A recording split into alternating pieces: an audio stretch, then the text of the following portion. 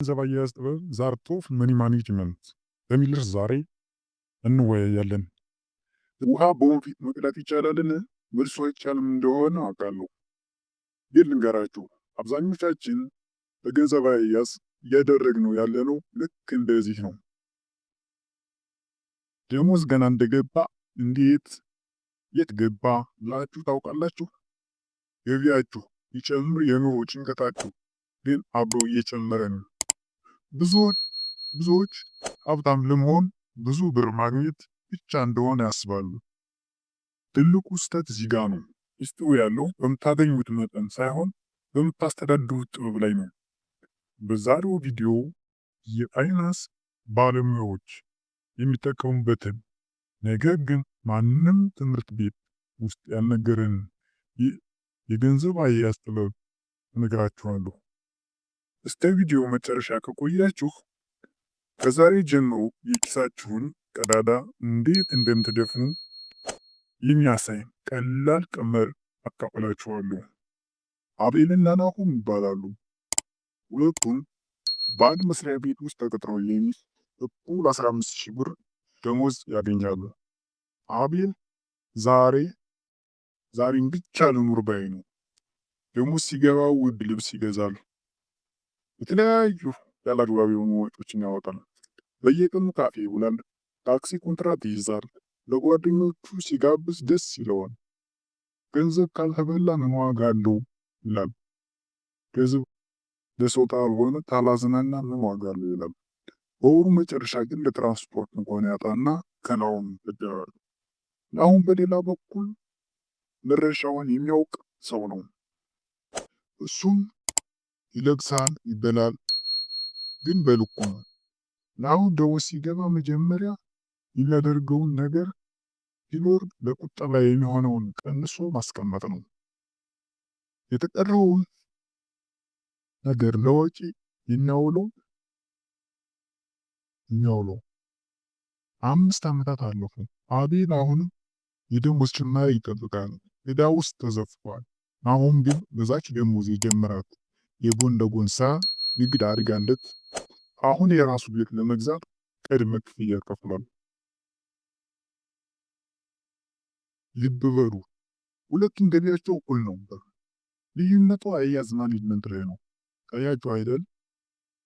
ድህነት የገቢ ማነስ ብቻ ሳይሆን የአያያዝ ጥረት ጭምር ነው። እሺ፣ ናሆም የተጠቀመው ሚስጥር ምንድን ነው? እናንተስ እንዴት መጀመር ትችላላችሁ? 3 ወሳኝ የሆኑ ህጎችን እንመልከት። አንደኛው ህግ ወጪ መቆጣጠር ነው። የማታውቁም ነገር ማምረት አትችሉም። ገንዘባችሁ የት እንደሚሄድ ካላወቃችሁ ገንዘባችሁ እናንተ መምራት ይጀምራል። ራሱ ገንዘባችሁ እናንተን መምራት ይጀምራል። መፍትሄው ማስታወሻ ያዙ። ለሻይም ሆነ ለታክሲ ያወጣችሁትን እያንዳንዱን ሳንቲም ጻፉ።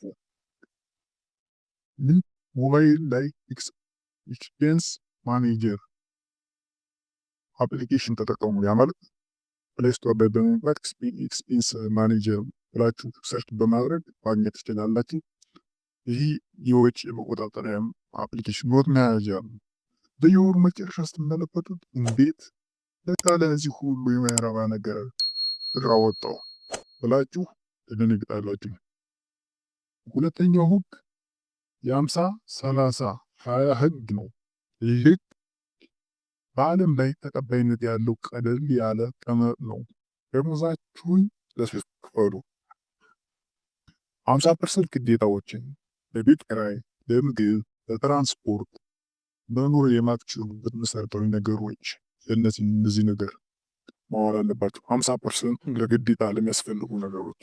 ሌላኛው 30% ፍላጎታችሁ ለልብስ፣ ለመዝናኛ፣ ለኢንተርኔት ታደርጉት ደስ የሚላችሁን ግን ባይኖርም የማትሞቱበት ማለት ፍላጎት ብቻ። 20% የወደቅ የቁጠባና ዕዳ መክፈያ። ይህ የነገ ዋስትና ነው። ማለት 20% ማስቀመጥ ለነገ የሚሆን ብላችሁ ታስቀምጡ። ብዙ ችግራችሁ የፍላጎት የፍላጎትና የግዴታ ቦታ መቀያየር ነው። ያ ማለት ፍላጎታችሁን በግዴታችሁ እንደወሰዳችሁ ማለት ነው። መቀየር አዲስ ሞባይል መግዛት ፍላጎት እንጂ ግዴታ አይደለም።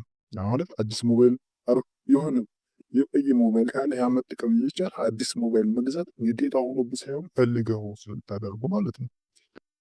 ሌላኛው ሶስተኛው መጀመሪያ ለራስህ ክፈል ባይ ዮርሰልፍ ይለዋል። አብዛኛው ሰው ደግሞ ሲገባለት ለቤት ኪራይ ይከፍላል፣ ለባለ ሱቅ ይከፍላል፣ ለቴሌ ይከፍላል። ለራሱ የሚከፍለው ግን የለም። ለራሴ ማለት ለልብስ መግዣ ማለት አይደለም። ለወደፊት ለአሁን የሚቀመጥ ቁጠባ ማለት ነው። ደሞዝ እንደገባ ወጪ ከማድረጋችሁ በፊት የቁጠባውን ድርሻ 20% ቆርጣችሁ ወደ ሌላ አካውንት አስገቡ። ያ ማለት ሁለት አካውንት ሊኖራችሁ ይችላል ማለት ነው። አንደኛው የግዴታ አለ፣ የፍላጎት አለ። ስለዚህ የግዴታና የፍላጎት በአንድ አካውንት መቁጠጥ አለባችሁ። የቁጠባ ደግሞ 20%ን ደግሞ ሌላኛው አካውንት ላይ ማስገባት አለባችሁ ማለት ነው። የቀረችሁትን አብቃቃችሁ መጠቀም አለባችሁ ማለት ነው። ጥሩ የገንዘብ አያያዝ ለመገንባት እነዚህ ሁለት ገዳይ ስህተቶች አስወግዱ። ሁለት ገዳይ ስህተቶች አሉ። ሰውን ለመምሰል መኖርና ትንሽ ብር መናቅ። እነዚህ ሁለቶች በጣም ገዳይ፣ ምንም አይመስሉ ነገር ግን በጣም ብዙ የሚያሽቆለቁሉ ነገሮች ናቸው። ለምሳሌ ሰውን ለመምሰል መኖር ማለት ጎረቤት ቲቪ ስለቀየረ ወይም ጓደኛ ስልክ ስለቀየረ አትቀይር። የእነሱ የባንክ ሂሳብ አታውቁትም።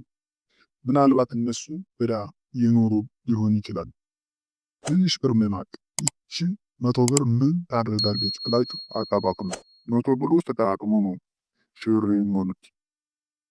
ማለት ይህ 100 ብሮች የአንድ ብር ጥርቅም 100 ብር ይደርሳል እያለ በሂደት ነው እዛ ደረጃ የሚደርሰውና ብር መናቅ የለብንም። ትንሽ ብር ቢሆንም መናቅ የለብንም፣ መቆጠብ አለብን ማለት ነው።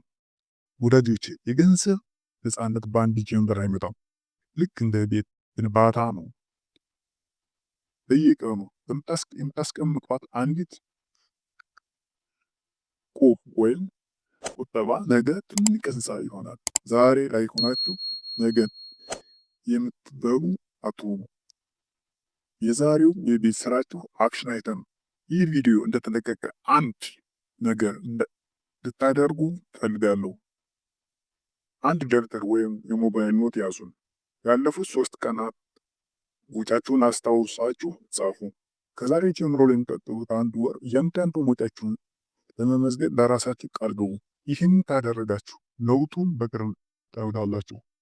ይህን የጀመረ ሰው ካለ ወይም ጥያቄ ካላችሁ ኮሜንት ላይ ጻፉልኝ፣ እንወያይበታለን። ይህ ቪዲዮ ጠቃሚ ሆኖ ካገኛችሁ ለሚጠቅመው ጓደኛችሁ ሼር አድርጉለት። ለቻናላችን አዲስ ከሆናችሁ ሰብስክራይብ በማድረግ የዚህ ቤተሰብ አባል ይሁኑ። በቀጣይ በሌላ አስተማሪ ቪዲዮ እስክንገናኝ ገንዘባችሁን እዘዙ እንጂ አይዝዛችሁ። ቻው፣ ደህና ሁኑ። አመሰግናለሁ።